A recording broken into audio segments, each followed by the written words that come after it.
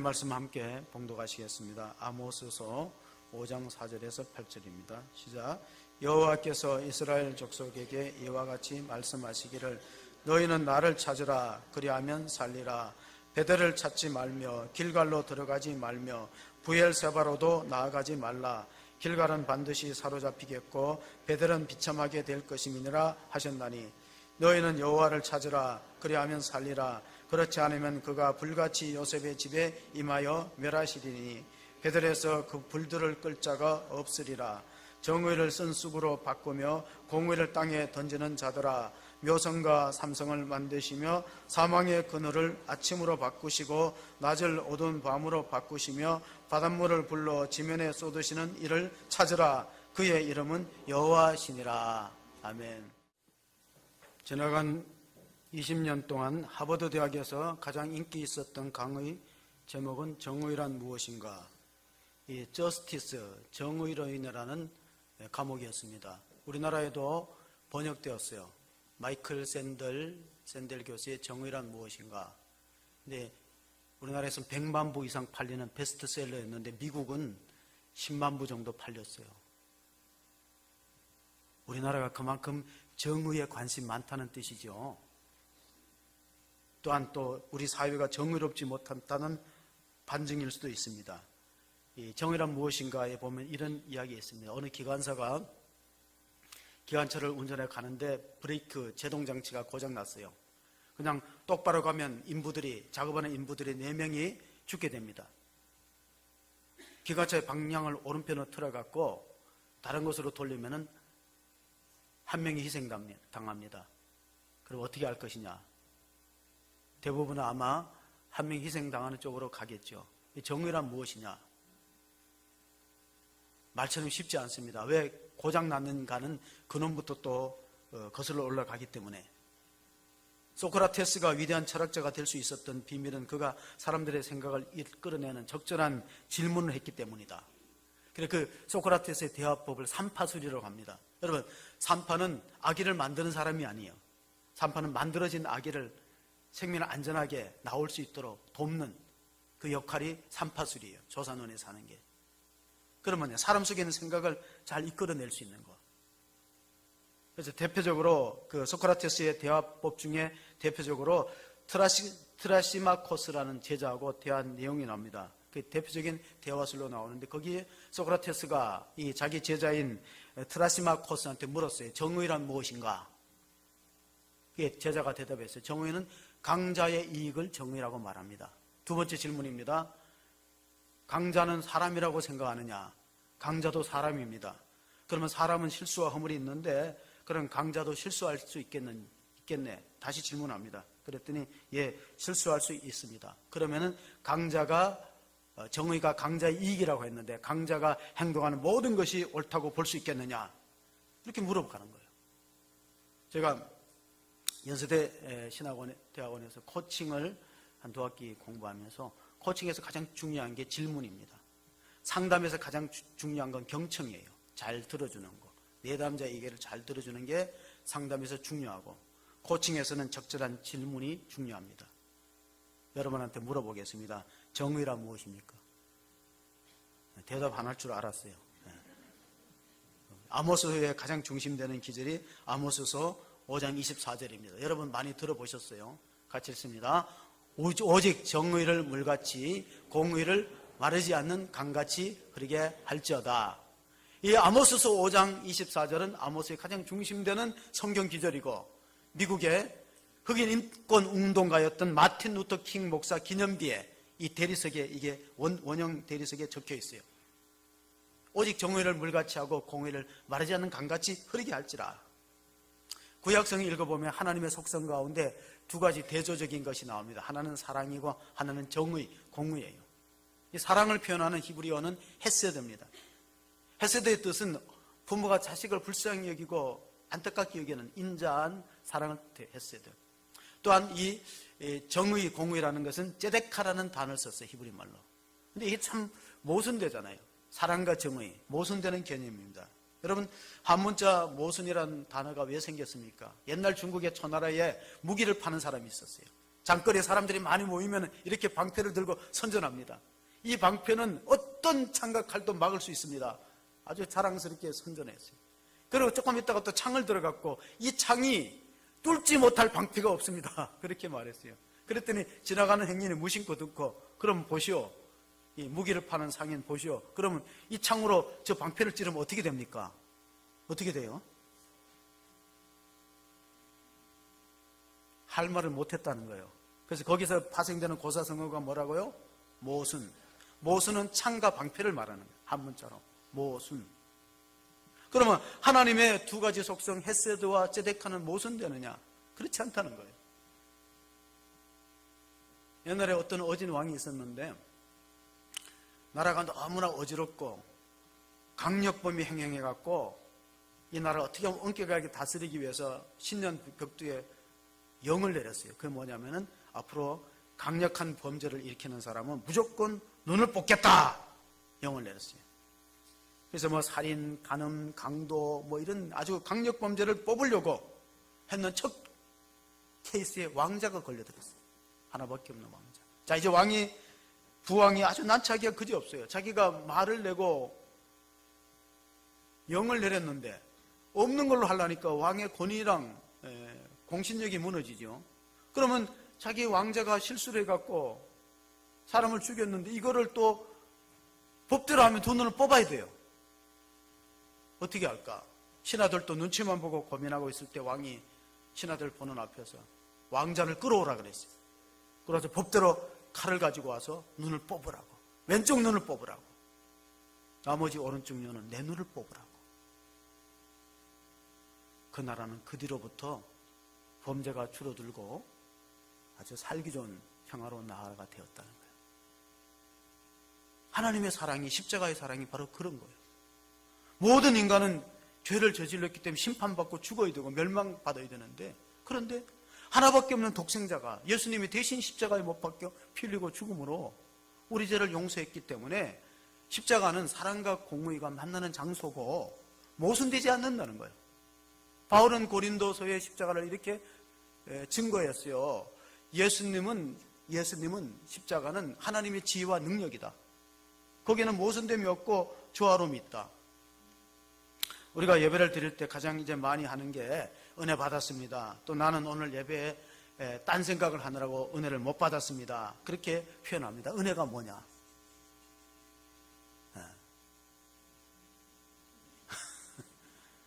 은혜가 뭐냐니까 음악이 나오네요. 은혜가 좋긴 좋은 모양이에요. 은혜를 받아야 되는데. 기독교가 다른 종교하고 구분되는 특징 중에 하나가 이제는 그만 드셔도 됩니다. 은혜예요. 은혜는 우리가 의롭지 못한데 의롭다고 인정하는 것이 은혜인 줄 믿으시기 바랍니다. 우리 의롭지 못해요. 하나님 보시기에 우리는 불법 자행하고 불의한 사람들이에요. 왜냐하면 우리가 연약한 피조물이기 때문에 의롭지 못해요. 그 의롭지 못한 사람을 의롭다고 여겨주는 것을 은혜라는데, 그게 뭐냐? 믿음으로 의로워지는 거예요. 믿음으로 의로워지는 거예요. 우리가 율법을 모두 다 지켜서 의로운 게 아니라 율법대로 하면 우리가 정말로 죄인이 될 수밖에 없지만은, 그럼에도 불구하고 우리의 믿음을 보시고 십자가를 믿는 믿음을 보시고 의롭다고 하는 것을 우리가 중요하게 생각하는 로마서 1장 17절에 오직 의인은 믿음으로 말미암아 살리라함과 같으니라, 이신칭의라는 교리가 생기게 된 거예요. 이신칭의. 여러분이 잘 아는 러시아의 문호 토스토이프스키의 까라모주프의 형제들, 영국으로도 많이 상영됩니다. 공연된 연극. 거기 보면은 조심하는 신부 앞에 죄를 지어 죽기를 두려워하는 한 여인이 자기 고민을 말합니다. 나는 죄를 저질렀습니다. 죽음이 두렵습니다. 그럴 때 그 한 말이 있어요. 조심한 신부가 한 말이, 이 세상에서 하나님의 사랑을 능가할 만한 죄가 있느냐?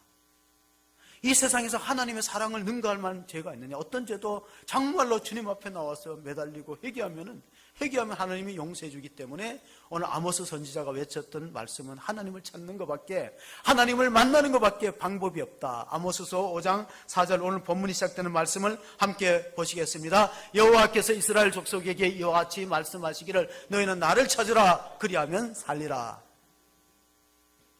어떤 형편과 절망 가운데 있는 사람일지라도, 죽음의 막다른 골목에 이른 인생일지라도 하나님을 찾으면 살 길이 열린다. 아모스 선지자가 외쳤던 말씀, 하나님을 찾으라. 어떻게 찾아야 됩니까? 고라자손의 시편 42편 1절을 보면 하나님을 찾되 이렇게 찾으라는 겁니다.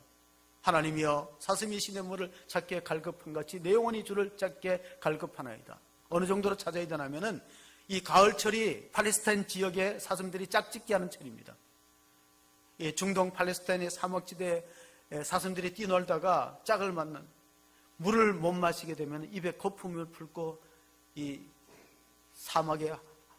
광야 사막에 쓰러져서 죽어갑니다. 그러니까 사슴은 목이 마를 때 시냇물을 만나느냐 못 만나느냐는 것은 이건 죽고 사는 문제예요. 생존의 문제예요. 그만큼 하나님을 찾고 있느냐.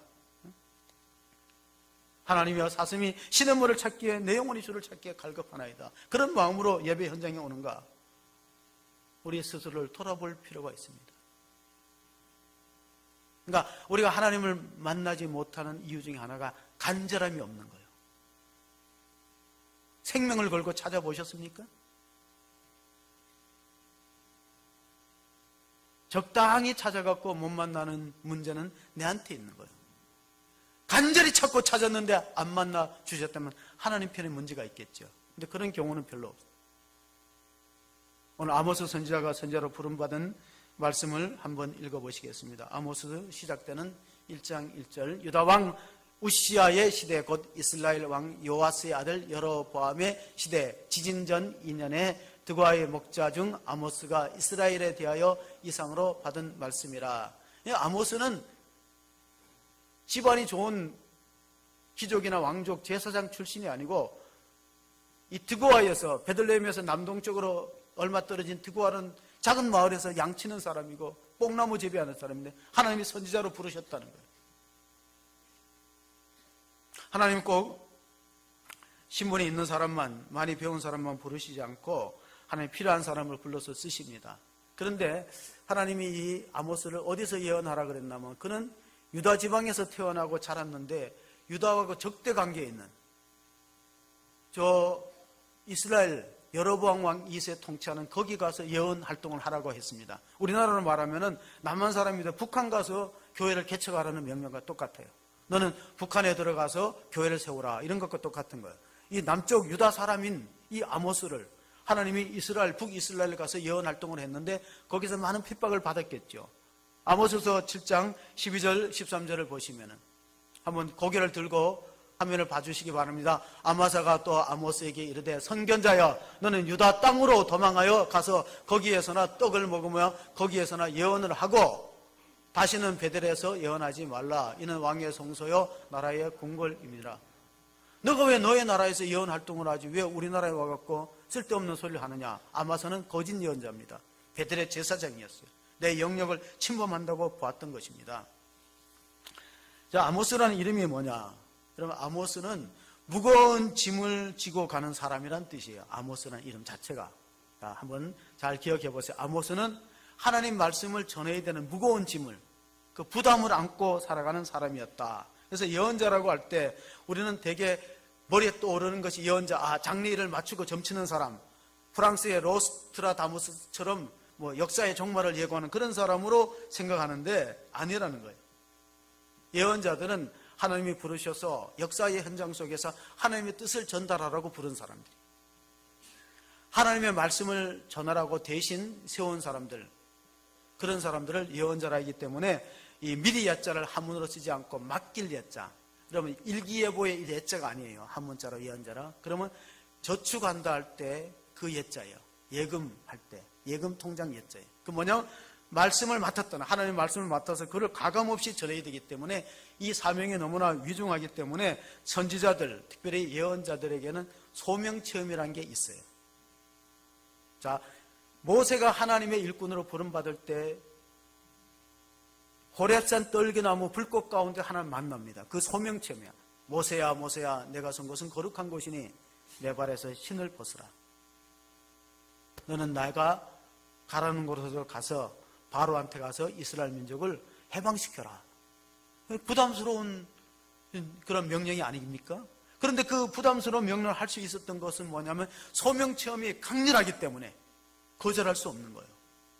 그게 이사야는 성전에서 일어났고 모세는 호렙산 떨기나무 숲 가운데 일어났고 오늘 또 우리가 잘 아는 아모스 선지자는 3장 8절에 이런 말씀을 해주고 있습니다. 자신의 소명 체험을 같이 읽어봅니다. 사자가 부르짖은즉 누가 두려워하지 아니하겠느냐? 주 여호와께서 말씀하신즉 누가 예언하지 아니하겠느냐? 하나님이 부르셔서 가서 예언하라는데 그것이 나한테는 무거운 짐을 지는 것과 같아.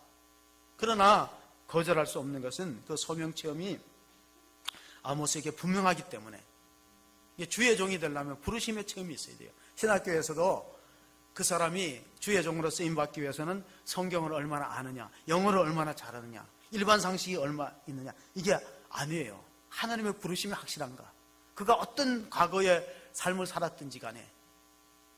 아모스는 사실은 선지동산 출신이 아닙니다.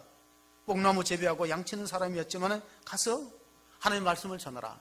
무거운 짐을 졌기 때문에 어떻게 보면은 굉장히 부담스러울 수도 있지만 또한 영광스러운 자리가 설교자의 자리입니다.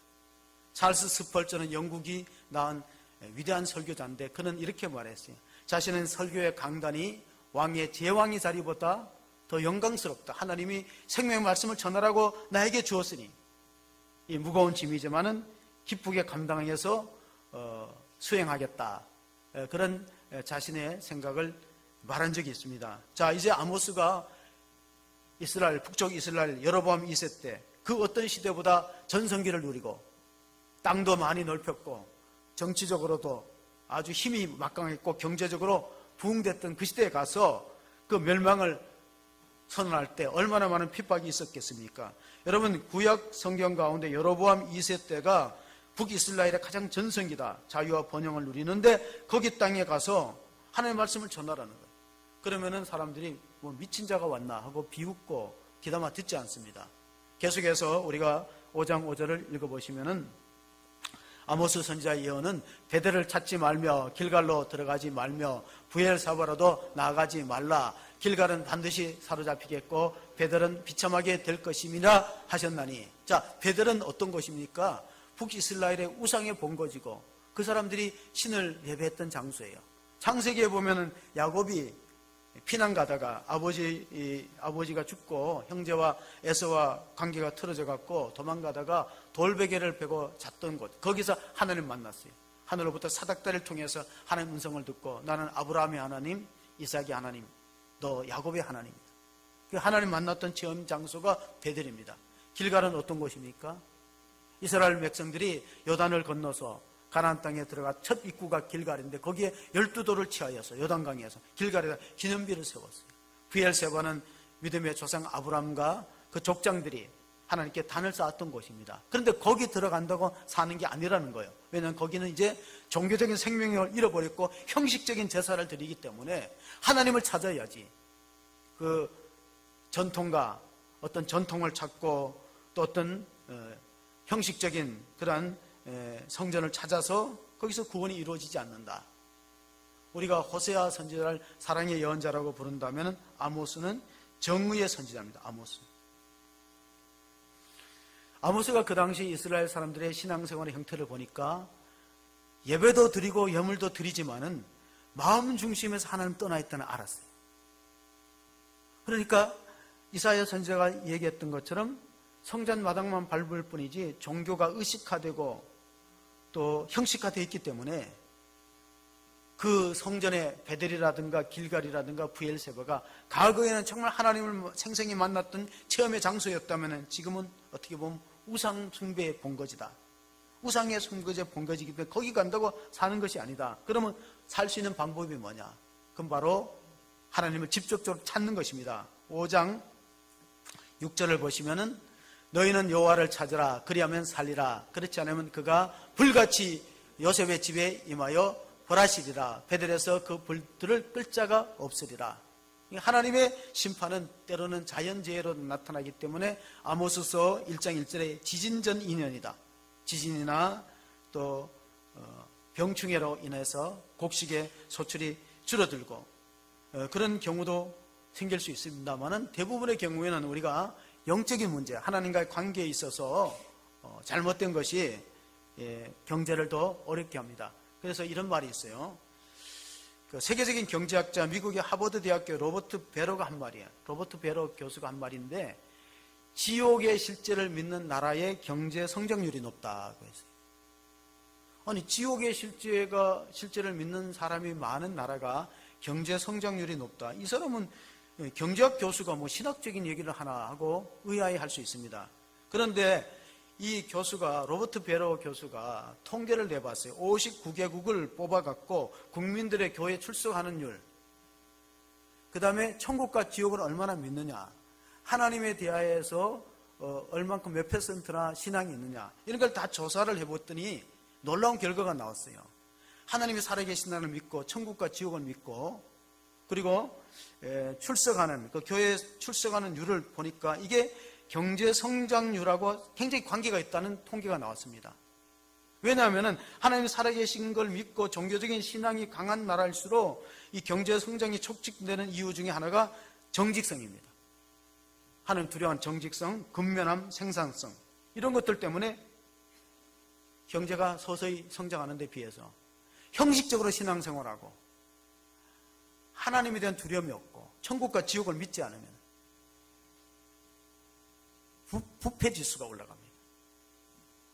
빈부의 격차가 심해집니다. 북이스라엘 여로보암 2세 때 사치와 방탕이 극에 달했어요. 인신매매가 이루어졌어요. 가진 자가 못 가진 자를 착취했어요. 사회정의가 있기 때문에 아모스 선지자를 보내서 사회정의를 외치라고 하는 명령하신 거예요. 그렇다면 오늘 우리가 경제적으로 이렇게 어려운 것도 교회도 일말의 책임이 있다. 교회 일말의 책임이 있다. 지도자부터 그렇게 생각하시면서 로마서 12장 1절 2절을 한번 읽어보시겠습니다. 그러므로 형제들아, 내가 하나님의 모든 자비하심으로 너희를 권하노니 너희 몸을 하나님이 기뻐하시는 거룩한 산제물로 드리라. 이는 너희가 드릴 영적 예배니라. 그럼 너희는 이 세대를 본받지 말고 오직 마음을 새롭게 함으로 변화를 받아 하나님의 선하시고 기뻐하시고 온전하신 뜻이 무엇인지 분별하도록 하라. 자, 예배를 드리고 말씀을 읽음으로 내가 변화된 것은 참신앙이고, 자기는 변화되지 않고 하나님을 자꾸 바꾸려고 해요.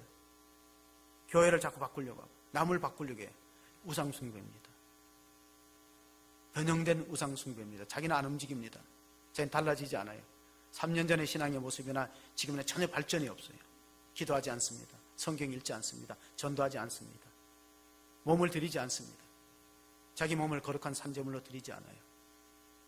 근데 세상 탓을 하고 남 탓을 합니다. 사람들이 정권이 바뀌면 달라질 줄로 알고 있습니다. 그렇지 않습니다.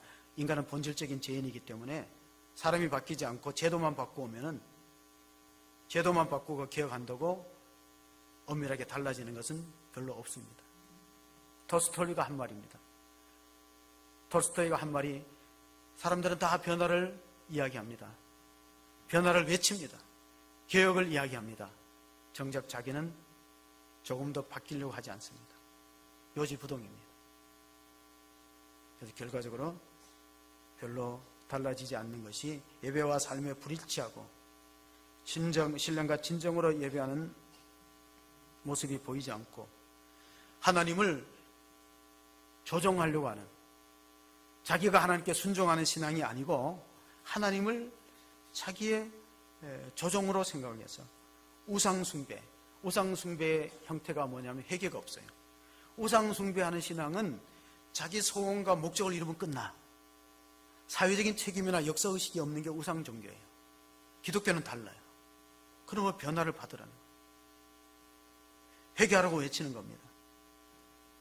최근에 저는 굉장히 아픈 뉴스를 들으면서 많은 생각을 해봤어요. 왜?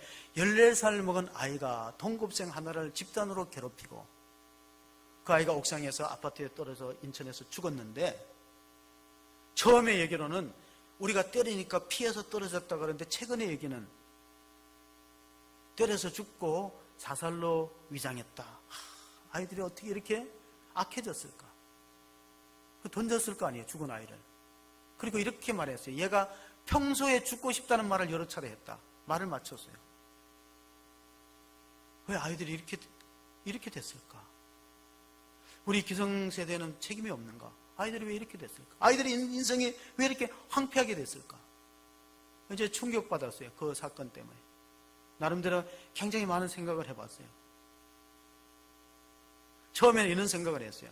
처음에는 아이들이 때리니까 무서워서 피하다가 옥상에서 떨어졌겠지. 두 번째로는 아이들한테 이렇게 말했어요. 너희들 나 자꾸 이렇게 때리면 나 옥상에서 뛰어내릴 거야. 그러니까 아이들이 뛰어내려봐. 바보 같은 게 뛰어내려봐. 니 때려내릴 수 있어? 나 그렇게 떨어졌던 나 나름대로 생각해봤어요. 근데 사실은 때리다가 숨지니까 던졌다는 얘기.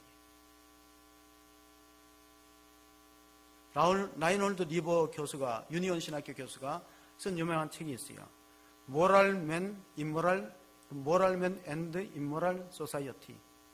번역하면은 도덕적 인간과 비도덕적 사회예요. 사람은 개인으로 만나면 1대1로 만나면 도덕적이에요. 근데 집단이 되면은 무서워요. 집단 폭행. 집단은 무서우면 집단은 양심의 가책을 안 느껴요. 왜? 같이 합쳐서 한 아이를 때리니까. 집단이 되면 폭력적이 되는 거예요. C.S. 루이스 교수가 고통의 문제, The Problem of Pain이라는 책에서 인간이 당하는 모든 고통은 5분의 4가 사람 때문에 생긴다는 거예요. 살인, 고문, 폭력, 전쟁, 핵폭탄, 부정부패, 이 모든 인간의 고통이 사람으로 만들어지지 다른 어떤 환경과 조건이 만드는 게 아니에요. 사람만 착해지면은, 사람만 하나님 말씀에 순종하면은 좋은 세상이 오는데 쉽지 않습니다. 아이들의 인성을 어디서 가르칠까요? 학원이 아이들의 인성을 교육하기에는 너무나 지금 시간에 쫓겨요. 성적에 매달리니까. 아이들의 인성을 바꿀 수 있는 곳은 가정과 교회밖에 없어요. 가정과 교회가 이걸 놓치면은 학원과 학교가 할 수 있지 못하는, 그게 오늘의 현실이에요. 그래서 아이들은 말로 가르치는 것이 아니라 삶으로 가르친다. 어느 대안학교에 하시는 교회가 한 말이에요. 아이들은 말로 가르치지 못한다. 삶으로 가르치는 것만 남는다. 아이들은 보는 것으로 따라가니까 우리 기성세대가 폭력과 잘못된 것을 심어줬어요. 그러니까 아이들은 삶으로 배우는 거예요. 고린도후서 5장 7절에 그 말씀이 있습니다. 이는 우리가 믿음으로 행하고 보는 것으로 행하지 아니함이로다. 영어 성경에는 by faith, not by sight로 되어 있어요. by faith는 믿음으로 하는 거고 not by sight, 보는 것이 아니라는 거예요. 근데 아이들은 보는 거예요. 사이트. 얼마나 폭력적인 사이트, 음란한 사이트, 잘못된 사이트, 동영상이 아이들이 얼마나 지금 오염되고 있어요. 우리는 믿음으로 살고 보는 것으로 살지 말아야 되는데 우리 기성세대가 먼저 삶으로 모범이 되지 않고 삶으로 가르치지 않고 말로만 가르치니까 안 따라오는 거예요. 고린도후서 5장 10절을 읽어보겠습니다.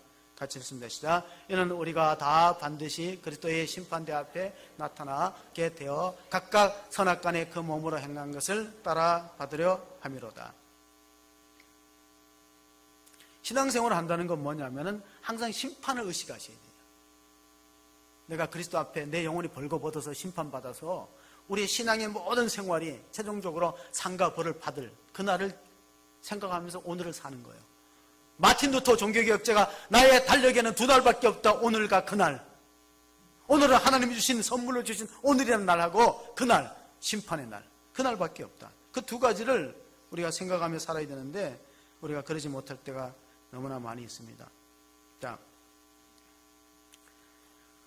우리는 설교를 구분할 때 은혜로운 설교와 은혜롭지 못한 설교로 구분하기 쉽지만은 그러나 하나님은 그 설교가 하나님의 말씀이냐, 하나님을 기쁘게 하는 설교냐, 거기 관심이 있습니다. 왜냐하면 한국교회 많은 설교들이 청중을 너무 의식한 다음에 하는 나머지 하나님의 말씀 그대로 순수하게 전달되지 못하는 경향들이 있어요.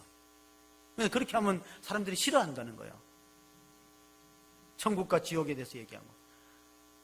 영국의 처칠이 수상이잖아요. 윈스턴 처칠이 영국 사회가 타락한 이유는 교회 강단에서 천국과 지옥을 말하지 않기 때문이다.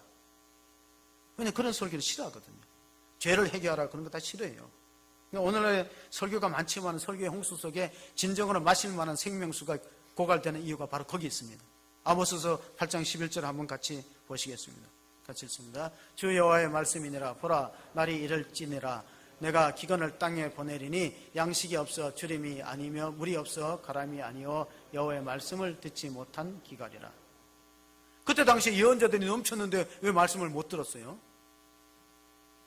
예언자들이 청중과 적당히 타협해서 듣기 좋은 말만 했어요. 이 나라가 안전하고 평화롭다. 절대 전쟁이라는 거 없다. 그럼 좋아해요. 지도자들이 좋아합니다. 그러나 아모스는 그렇지 않았어요. 우리가 이렇게 하나님을 떠나고 부패하고 사회의 부정부패, 빈부격차가 심하고 가진 자와 못 가진 사이 갈등이 이렇게 깊어가면 반드시 전쟁이 일어날 거다. 하나님 징계할 거다. 그럼 다 싫어요. 그런 메시지는 다 좋아하지 않습니다. 회개하라. 하나님께로 돌아오라. 그러면 싫어하는 거예요. 그러니까 어떻게 돼요? 교회가 성장하고 부흥해야 되니까 선지자들도 적당히 청중에 맞추는 그런 설교를 할 수밖에 없는 시대가 아모스의 시대였다. 그래서 정의를 쓴 쑥으로 바꾸었다고 아모스서 5장 7절 8절에 선지자가 얘기합니다. 같이 한번 정의를 쓴 쑥으로 바꾸며 공의를 땅에 던지는 자들아, 묘성과 삼성을 만드시며 사망의 그늘을 아침으로 바꾸시고 낮을 어두운 밤으로 바꾸시며 바닷물을 불로 지면에 쏟으시는 이를 찾으라. 그의 이름은 여호와시니라. 개인이든 가정이든 민족이든 하나님 찾으면 살 줄로 믿습니다. 하나님 찾으면 회복이 일어나는데 하나님 찾지 않고 우리가 형식과 전통에 매여서 습관적으로 신앙생활을 한다고 해서 그것이 생명을 보장하기 어렵다. 아모스서 결론은 보면은 9장 11절에 있습니다. 결론은 이렇게 나타납니다. 그날에 내가 다윗의 무너진 장막을 일으키고 그것들의 틈을 막으며 그 허물어진 것을 일으켜서 옛적과 같이 세우고. 그러니까 개혁이라는 게 사실은 어떻게 보면 새로운 걸 만들어내는 것이 아니라 본질로 돌아가는 겁니다. 말씀으로 돌아가고 기도로 돌아가고 생명을 살리는 그런 일로 돌아가는 것이 본질로 돌아가는 옛적의 것으로 돌아가는 거지 새로운 걸 만들어내는 거 아닙니다. 예수님도 비슷한 말씀을 했습니다. 마태복음 5장 20절입니다. 같이 보시면 내가 너희에게 이르노니 너희 의가 서기관과 바리새인보다 더 낫지 못하면 결코 천국에 들어가지 못하리라. 여러분, 의라는 게 왜 중요하냐면은 의가 천국 가느냐 못 가느냐 결정이에요. 근데 최종적인 의는 하나님이 판결합니다. 내가 아무리 의롭고 깨끗하다고 해도 목사인 내가 아무리 의롭다고 해도 하나님이 넌 아니야 하면 안 되는 거예요. 여러분 얼마나 의롭게 신앙생활 하는지 한번 자신한테 물어보셔야 돼요. 왜냐하면 예수님은 남의 눈에 티는 잘 보는데 자기 눈에 티끌을 보는 영적 시야가 너무나 없기 때문에 너의 눈에 대들보를 빼고 남의 눈을 티를 보라 그랬어요. 지금 한국 사회에 가장 문제가 되는 것 중에 하나가 내노란불이라는 단어예요. 사자성어. 만들어진 말이에요. 내노란불. 내가 하면 로맨스고 남이 하면 불륜이에요. 이중잣대를 갖고 있어요. 신앙이 좋은 사람은 자기한테 엄격하고 남한테 관대한 거예요. 잘 들어보세요. 신앙이 좋은 사람은 어떻다고? 자기한테는 엄격하게 하고 남한테는 관대한 사람이에요. 그 신앙 좋은 사람이에요. 반대의 경우에 있어요. 남한테는 아주 예리합니다. 비판하고 잘못된 거 지적합니다. 자기한테는 관대해요. 그게 바리새인이에요. 바리새인. 예수님도 흠을 잡아냈어요. 바리새인들은 예수님도 지적하고 흠을 잡아내고 결점을 찾아내는데 기가 막힌 사람들이에요. 근데 하나님이 그 사람들 천국 못 간다 그랬어요. 바리새인들. 너희 의가 바리새인과 서기관보다 낫지 않고는 결단코 천국에 들어갈 수 없다고 했습니다. 로마서 10장 2절 3절을 읽어보시겠습니다. 같이 읽습니다. 내가 증언하노니 그들이 하나님께 열심히 있으나 올바른 지식을 따른 것이 아니니라. 하나님의 의를 모르고 자기 의를 세우려고 힘써 하나님의 의에 복종하지 아니하였느니라. 이상한 것은 율법을 쫓아갔던 유대인들은 의에 이르지 못하고 믿음을 쫓아갔던 그리스도인들은 의에 이르렀어요. 이게 바울이 발견한 거예요. 바울이 유대교에서 기독교를 개종했는데 자기가 율법을 지키려고 자꾸 애를 쓰면은 자꾸 율법의 종로로 되는 거예요. 술을 끊으려고 하니까 술이 덜 땡기는 것과 똑같아. 왜 웃으세요? 해보셨어요? 술을 자꾸 끊으려고 하니까 술이 더 땡겨. 담배를 끊으려고 하니까 담배가 더 생각나는 것 같아. 율법을 쫓아서 의로우려고 하니까 더 죄를 짓는 거예요. 그러나 그리스도를 믿고 따라갔더니 내가 어느 날인가 의로워졌다는 거예요. 그게 바울의 고백이에요. 내가 가진 의는 나한테 나온 게 아니라 그리스도를 믿는 믿음에서 나온 것이다. 아멘. 그런 의가 충만한 성도가 될 수 있기를 바랍니다. 얼마 전에 지구촌의 학생들이 친선 캠프를 가졌대요. 그러니까 여러 나라에서 왔겠죠. 그래서 이제 친선 캠프를 하고 나중에는 이제 야외에 나가서 번지 점프에 가서 뛰어내리는데, 그런데 이제 각국의 그 대표 학생들인데 뛰어내리는 게 얼마나 무섭겠어요. 그러니까 교사들이 한마디씩 해줬어요. 영국 학생한테는 야, 뛰어내려. 젠틀맨십을 발휘해서 신사도 정신을 발휘해 뛰어내리니까 확 번지 점프에 뛰어내렸어요. 그 다음에 이제 프랑스. 야, 예술의 도시가 프랑스인데 우리가 멋있게 예술적으로 폼을 잡으면서 뛰어내렸어요. 그 다음에 이제 일본 사람은 사무라이 정신으로 뛰어내리라. 교사가 그렇게 말하니까 일본 학생이 번지점프에 뛰어내리고, 미국 학생은 우리나라는 민주주의 국가니까 남들이 다 하면 해야 된다.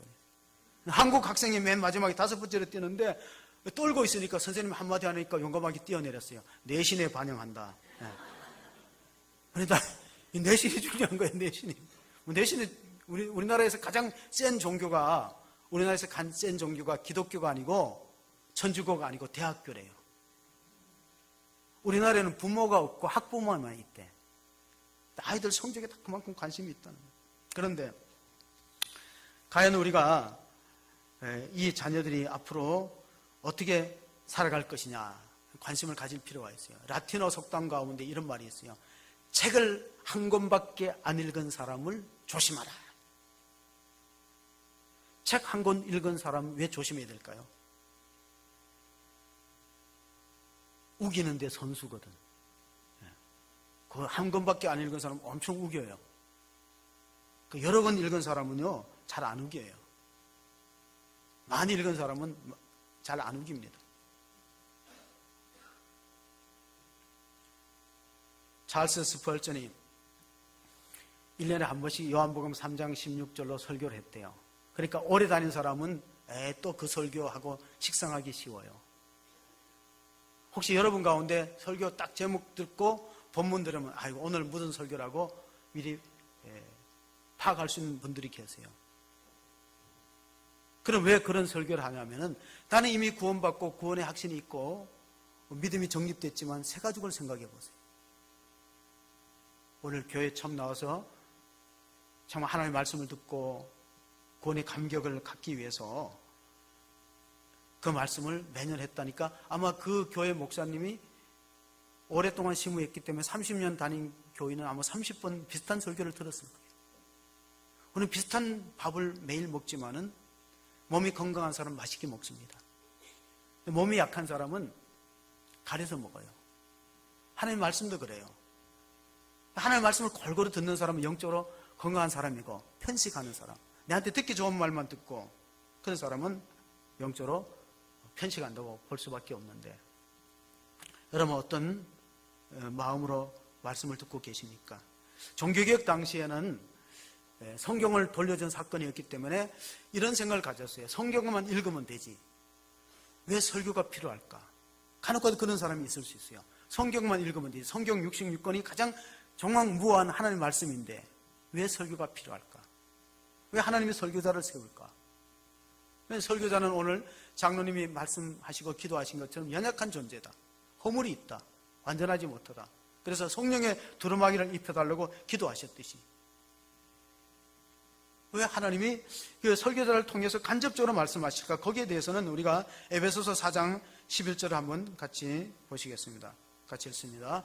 그가 어떤 사람을 사도로, 어떤 사람은 선지자로, 어떤 사람은 복음 전환자로, 어떤 사람은 목사와 교사로 삼으셨으니. 목사의 가장 중요한 직무가 설교하는 겁니다. 아모스가 가장 힘든 게 하나님의 무거운 짐을 지는 것이 설교 사역이었어요. 설교를 축복받으라, 위로받으라, 좋은 설교를 할 때는 사람들이 은혜를 받지만은 회개하라, 삶을 바꾸라, 열심을 내라 이렇게 하면 부담을 느끼고 싫어하니까. 그런데 하나님께서는 이 부족한 사람을 설교자로 세우고 하나님 말씀을 전하도록 명령했기 때문에 설교 없이 구원 없다. 네덜란드의 유명한 신학자의 말입니다. 설교 없이 구원 없다. 왜 자기 혼자 성경을 읽으면 되는데 왜 부족한 설교자를 세워서 말씀하실까? 그리고 모든 청중을 만족시킬 설교자는 존재하지 않습니다.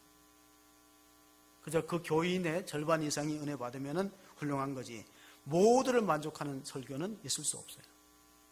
이런 말이 있어요. 하는 일마다 짜증나면 일의 문제가 아니고 내 문제다. 하는 사람, 만나는 사람마다 거슬리면 사람의 문제가 아니고 내 문제다. 가는 교회마다 설교가 거슬리면 설교의 문제가 아니고 내 문제예요.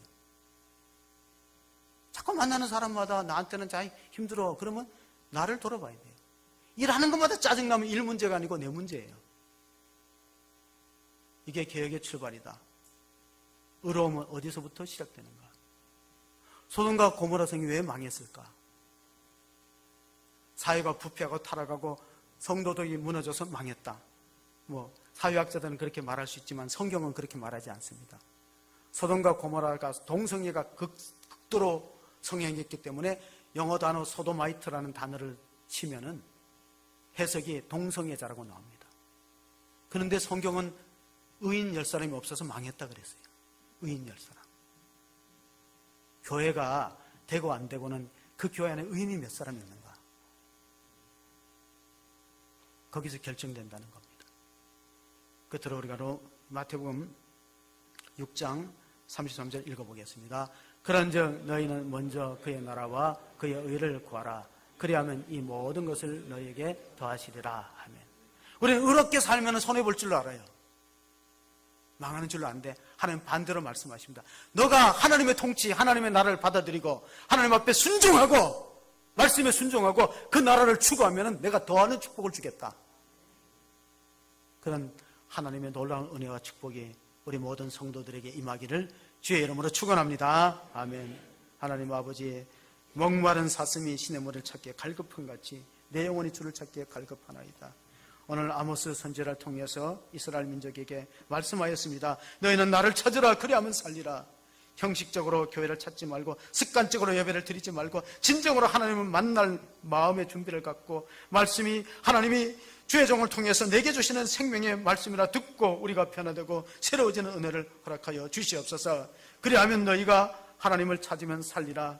우리 가정이 살고 교회가 살고 우리 자녀가 살고 이 민족이 살 수 있도록 하나님께서 우리를 통하여 말씀하여 주시옵소서. 부족한 종을 통해서 또 하나의 성경 말씀을 통해서 말씀하여 주시고 그 말씀을 따라서 순종의 제사를 드리는 나 자신을 거룩한 산제물로 드릴 수 있는 그런 결단이 우리 가운데 있어지도록 도와주시옵소서. 우리 구주 예수 그리스도의 이름으로 기도하옵나이다. 아멘.